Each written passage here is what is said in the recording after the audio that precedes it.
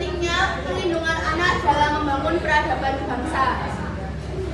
Jadi teman-teman, kita kan sering banget itu dengar di berita lini masa ataupun di kehidupan sehari-hari kita tentang berita kekerasan pada anak.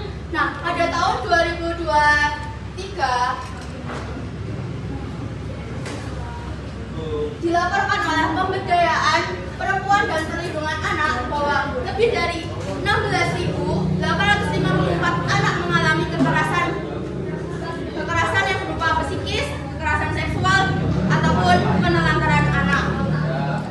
Lanjut. Kekerasan terhadap anak itu marak terjadi dan termasuk pelanggaran Pancasila pada sila ke-2 dan juga ke-5. Yang kedua itu berbunyi kemanusiaan yang adil dan beradab, yang dimaksudkan bahwa kekerasan pada anak merupakan suatu tindakan yang tidak memanusiakan manusia. Sedangkan untuk sila ke-5 yaitu keadilan sosial bagi seluruh rakyat Indonesia, yang berarti kekerasan pada anak adalah suatu tindakan merampas keadilan sosial yang seharusnya dapat dimiliki seluruh rakyat Indonesia, bahkan seluruh anak di Indonesia. Selanjutnya, kekerasan anak disebabkan oleh beberapa faktor seperti faktor internal maupun faktor eksternal. Faktor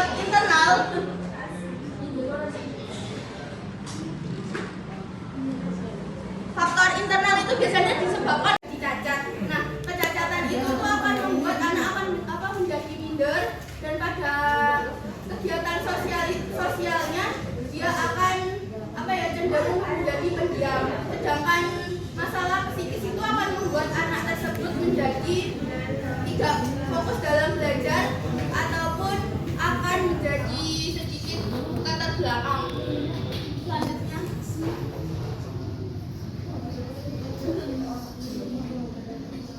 nah, selain dampak pada psikis dan juga fisiknya, kekerasan pada anak juga akan mengakibatkan korban kekerasan tersebut akan melakukan kekerasan atau tindakan-tindakan kejahatan lainnya, seperti contoh melakukan kekerasan seksual pada orang lain karena dia merasa bahwa kekerasan yang dia dapat adalah suatu hal yang biasa.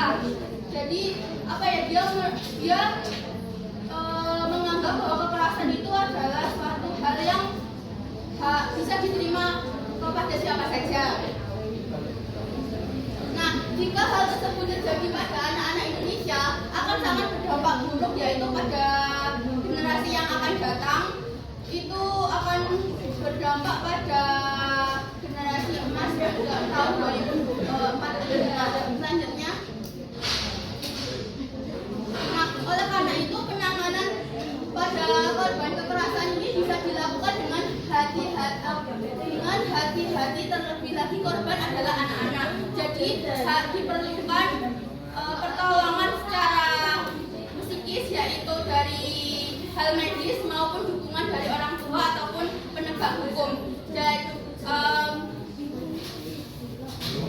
nah, untuk itu baiknya kita memberikan akses kepada anak untuk mengeksplorasi sesuatu agar anak tidak merasa terkekang ataupun anak tidak merasa dirinya adalah orang yang salah, seperti itu. Selanjutnya, nah, selain berfokus pada penyembuhan, kita juga harus menegakkan hukum di Indonesia. Pada pasal 80 ayat 1 Undang-Undang Nomor 35 Tahun 2014 yang berisi setiap orang yang melanggar ketentuan sebagaimana yang dimaksud dalam pasal 76C dipidana dengan pidana penjara paling lama 3 tahun, 3 tahun dan 6 bulan atau denda paling banyak 72 juta. Dan pada pasal 80 ayat 2 Undang-Undang Nomor 35 pada tahun 2014 yang berisi dalam hal penjara paling lama 5 tahun dan atau denda paling banyak 100 juta rupiah. Dapat disimpulkan bahwa pada kedua pasal tersebut penganiayaan pada anak di bawah umur merupakan tindak pidana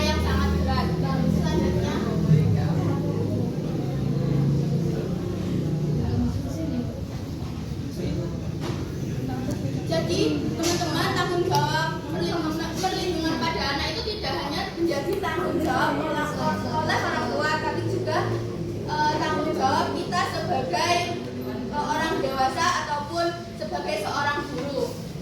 Setiap orang memiliki kewajiban memberikan ataupun kewajiban memberikan ataupun perlindungan kepada anak dari tindakan kekerasan baik itu fisik, psikis, kejahatan seksual ataupun penelantaran terhadap anak. Selanjutnya.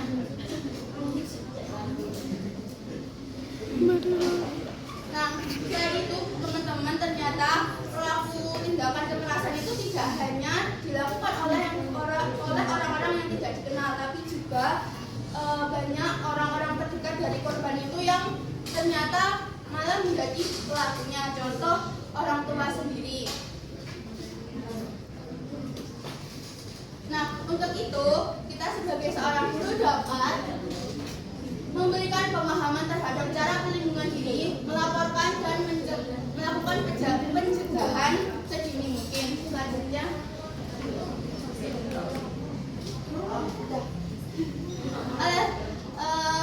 oleh karena itu teman-teman, kita harus saling bekerja sama untuk memerangi kekerasan pada anak, karena anak itu sejatinya adalah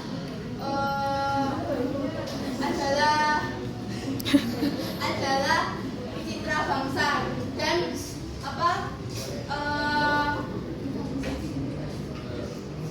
Indonesia bisa berdiri karena adanya anak-anak tersebut. Oleh karena itu, jika anak-anak mengalami kekerasan dan mentalnya ataupun fisiknya terguncang, itu akan membuat kemunduran pada kebangsaan Indonesia. Sekian dari saya. Apakah ada yang ingin ditanyakan?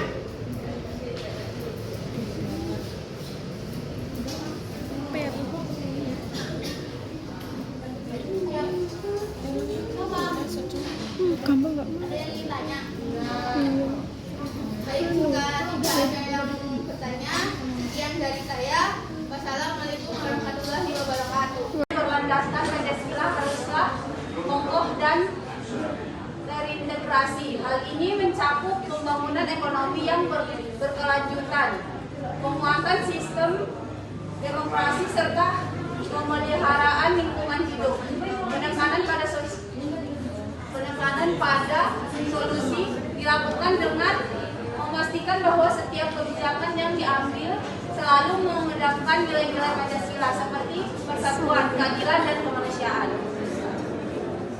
Pengaruh dan dampak dari upaya membangun peradaban yang berlandaskan Pancasila adalah terwujudnya masyarakat yang lebih stabil, harmonis, dan maju. Dengan mengutamakan nilai-nilai Pancasila, Indonesia dapat menghadapi tantangan-tantangan dalam berbagai bidang dengan lebih efektif, serta menginspirasi negara-negara lain untuk mengikuti jejak yang sama. Publikasi dan diseminasi informasi tentang proses dan hasil dari upaya membangun peradaban yang berlandaskan Pancasila sebagai sangat penting untuk meningkatkan kesadaran masyarakat akan nilai-nilai tersebut dengan melibatkan seluruh lapisan masyarakat, baik melalui media massa, pendidikan formal maupun non formal. Indonesia dapat memperkuat kesadaran kolektif akan pentingnya Pancasila sebagai fondasi bangsa. Dengan demikian, membangun peradaban yang berlandaskan Pancasila bukan hanya menjadi kebutuhan, tetapi juga merupakan kewajiban moral bagi seluruh warga negara Indonesia. Hanya dengan memegang teguh nilai-nilai Pancasila, kita dapat memastikan bahwa Indonesia akan terus berkembang sebagai bangsa yang berdaulat, berkepribadian, dan bermartabat di mata dunia. Terima kasih. Sekian dari saya.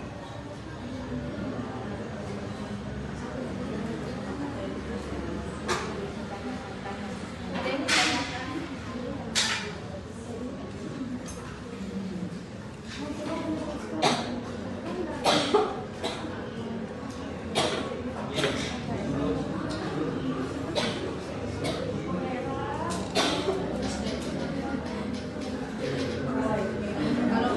Kalau tidak ada, baik. Terima kasih.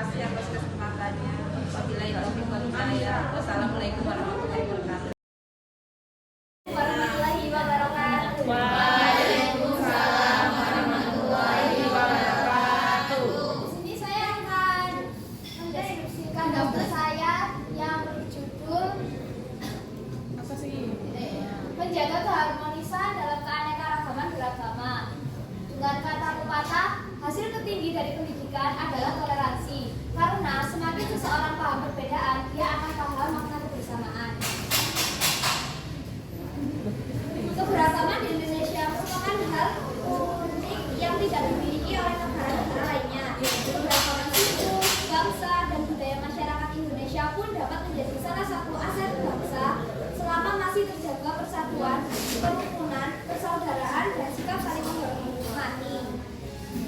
Menurut Detikcom tahun 2023 menyatakan fakta mengenai keberagaman di Indonesia.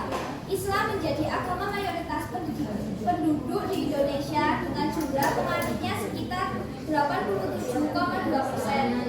Sementara itu, agama Kristen memiliki pengikut sekitar 6,9%, Katolik sekitar 2,9%, Hindu sekitar 1,7%, Buddha sekitar 0,7%, dan Konghucu sekitar 0,05%.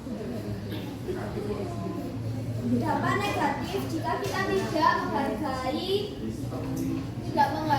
perbedaan beragama. Yang pertama, terjadinya konflik dalam masyarakat. Yang kedua, munculnya sikap primordialisme. Yang ketiga, timbulnya sikap etnosentrisme. Dampak positif ketika kita menjaga keanekaragaman beragama. Yang pertama, meningkatkan persatuan dan toleransi masyarakat, terciptanya integrasi sosial, dan memperoleh keuntungan di bidang pariwisata. Setelah itu, cara menjaga keberagaman di Indonesia. Yang pertama, toleransi antar umat beragama. Yang kedua, tindak rasa. Yang ketiga, tidak menganggap agama sendiri paling tinggi dan baik. Dan yang terakhir, menerima keragaman agama, suku bangsa, dan budaya sebagai kekayaan bangsa yang tak ternilai harganya. Sekian, kalau ada pertanyaan.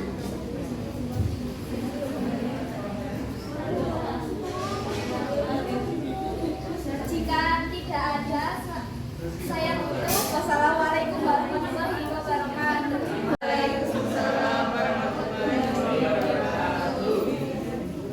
Ini saya akan mempresentasikan deskripsi tentang poster saya yang berjudul Merangkul Keberagaman Memperkuat Persatuan Bersama. Kayak tak Zara. Indonesia adalah negara yang besar dengan jumlah penduduk mencapai 265 juta jiwa pada 2018 dan telah pantas jika Indonesia disebut sebagai negara besar. Dengan jumlah penduduk yang besar atau dapat dikatakan yang besar, tentunya akan ada yang namanya perbedaan. Keberagaman ini tentunya harus disikapi dengan baik agar tidak menimbulkan konflik. Beruntungnya kita memiliki semboyan Bhinneka Tunggal Ika yang dapat diartikan berbeda-beda namun tetap satu jua. Namun seiring berjalannya waktu, semboyan ini mulai luntur. Masyarakat ini sulit untuk menerima perbedaan-perbedaan yang ada. Seperti perbedaan agama, perbedaan pendapat, perbedaan pilihan politik, maupun perbedaan besar sepak bola. Hal ini tentunya sangat mengancam kesatuan dan persatuan negara Republik Indonesia jika tetap berlanjut. Seperti yang kita ketahui, keberagaman di Indonesia sangat mewah atau lebih tepatnya kaya. Bangsa Indonesia merupakan bangsa dengan budaya yang beragam dari Sabang sampai Merauke. Budaya yang terjadi di masyarakat melibatkan sikap, keyakinan, norma, dan perilaku yang dianut bersama oleh suatu kelompok, tetapi dijaga secara berbeda oleh setiap kelompok. Dikomunikasikan lintas generasi relatif stabil, tetapi mempunyai peluang untuk berubah seiring waktu. Bangsa Indonesia percaya bahwa persatuan adalah hal yang penting. Semboyan Bhinneka Tunggal Ika yang artinya berbeda-beda tetapi tetap satu jua. Oleh sebab itu dipilih sebagai semboyan bangsa Indonesia karena Indonesia memiliki masyarakat yang pluralis yang dinamakan dengan Indonesia Mosaic Society. Seperti halnya lukisan mosaik beraneka warna, tetapi karena bersusun dengan baik maka membentuk keindahan dan dinikmati oleh siapapun yang melihatnya. Sehingga hal tersebut tidak lepas dari founding fathers Indonesia telah menyadari akan keragaman bangsa, budaya, agama, suku, etnis, dan ras antar golongan. Hal ini membuktikan bahwa Indonesia adalah bangsa yang heterogen dan artinya tak ada dosa lain yang menyamai dengan keanekaragaman. Rakyat Indonesia memiliki obsesi untuk mewujudkan kesatuan dengan memilih semboyan Bhinneka Tunggal Ika.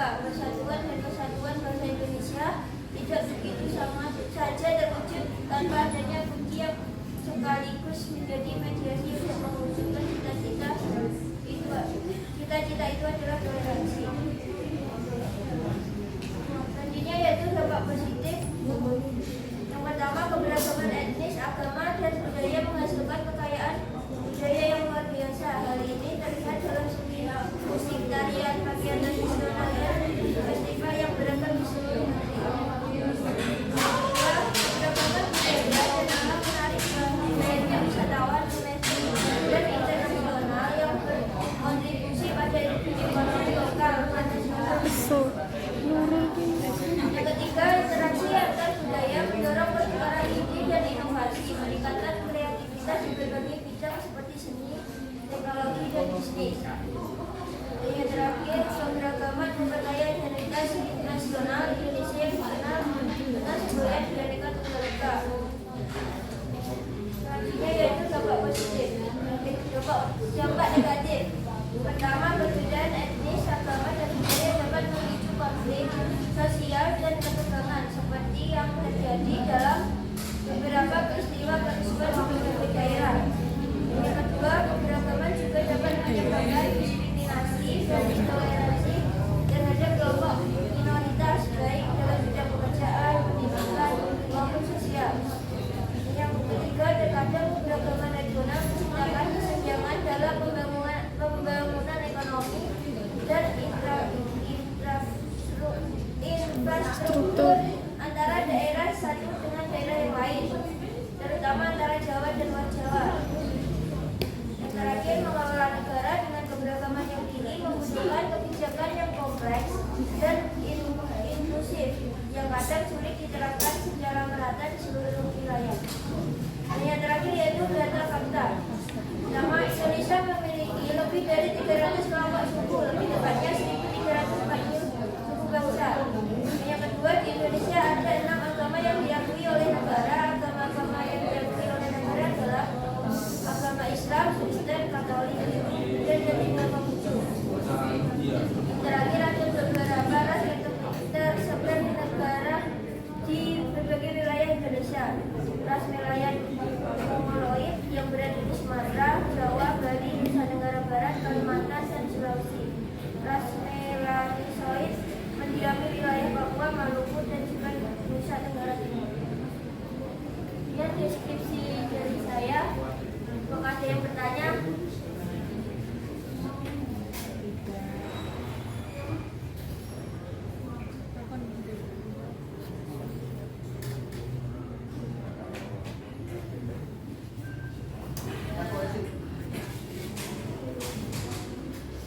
Jika tidak ada yang bertanya, saya akan tutup presentasi saya.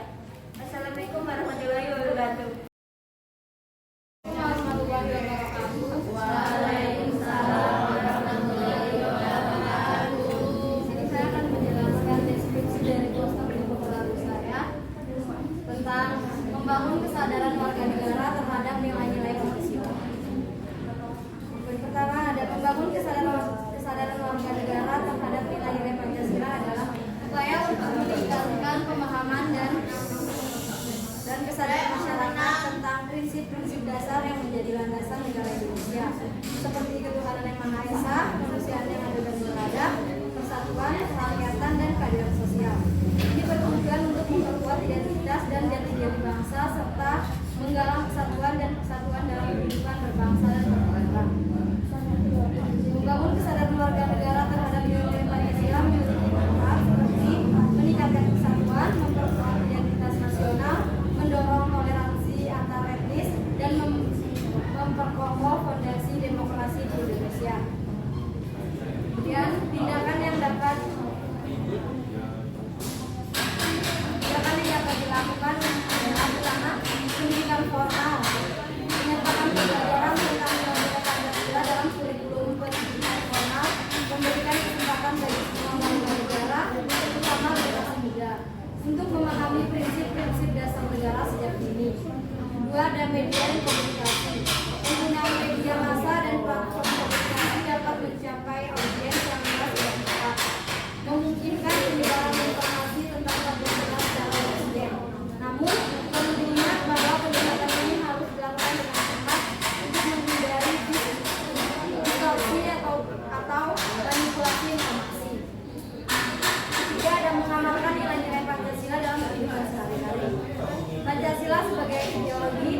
negara Indonesia dan falsafah hidup benar-benar menjadi pedoman hidup yang harus dihayati dan diamalkan dalam sistem kehidupan berbangsa dan bernegara.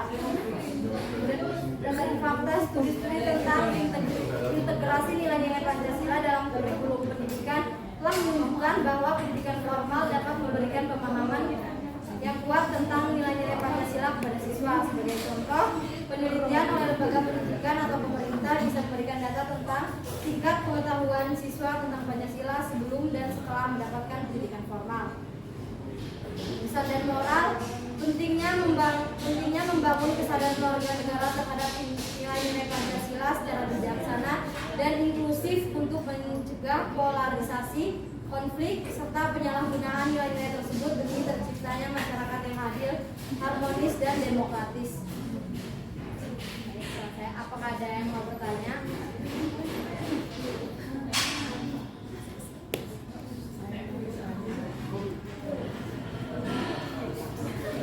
Dan jika tidak ada cukup, sekian dari saya. Wassalamualaikum warahmatullahi wabarakatuh.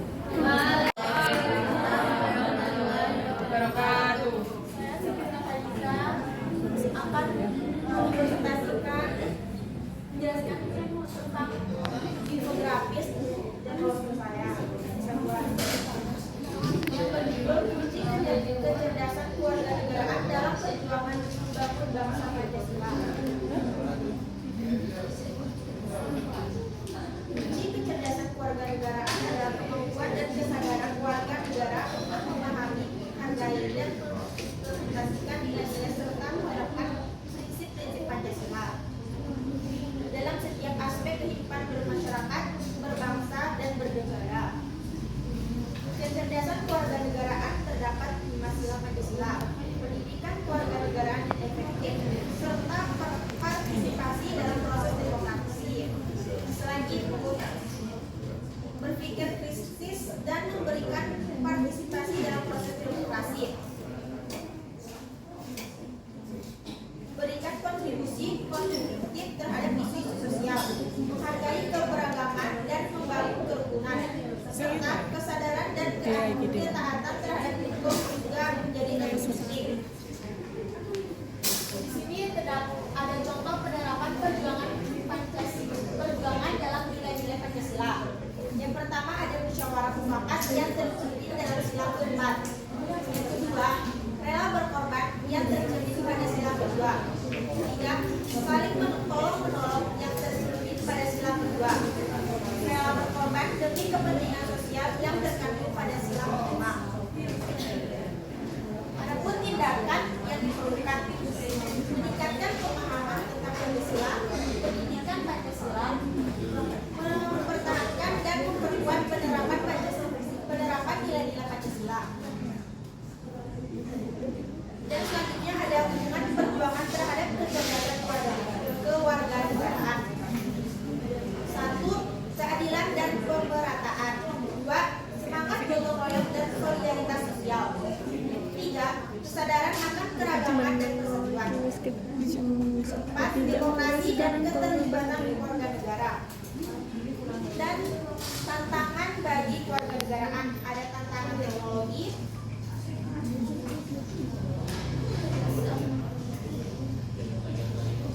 menggunakan teknologi informasi dan komunikasi secara bijak untuk mendukung pendidikan kewarganegaraan dan melawan informasi palsu seperti berita hoax yang dapat merusak pemersatu dan kesatuan bangsa.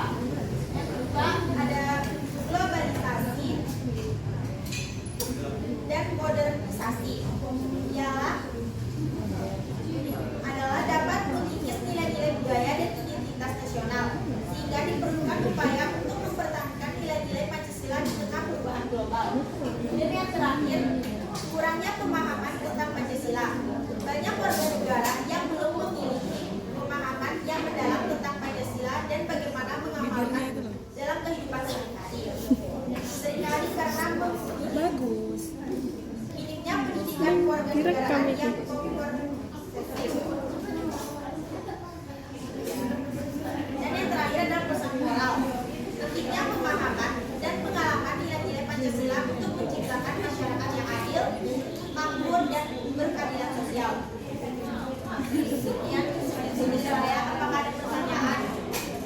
ya, bapaknya ya.